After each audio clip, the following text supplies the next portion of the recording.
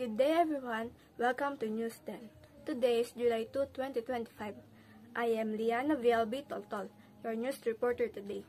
I am here to bring you several information about tension rise as powerful nations ignore international law. Recent events in the Middle East and West Philippine Sea show that some powerful countries are not following international law, leaving smaller nations like the Philippines to deal with the consequences. In the Middle East, the United States and Israel launched strikes on Iran. The United Nations Secretary-General Antonio Guterres warned that these actions are a direct threat to international peace and security. He called for all countries to stop using violence and instead work through diplomacy.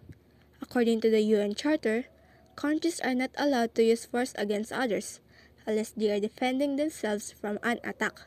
But the recent strikes were not clearly based on self-defense and did not follow proper international procedures.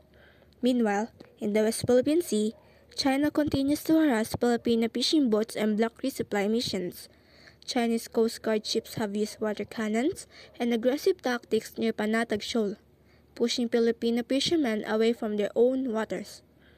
China also refuses to follow the 2016 ruling by an international tribunal that favored the Philippines. Ironically, while China tells other countries to respect international law, it does not always follow these laws itself. This raises questions about fairness and double standards.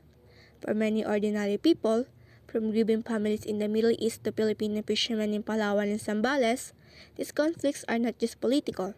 They affect their daily lives and safety. As one Filipino observer put it, the strong do what they can, and the weak suffer what they must.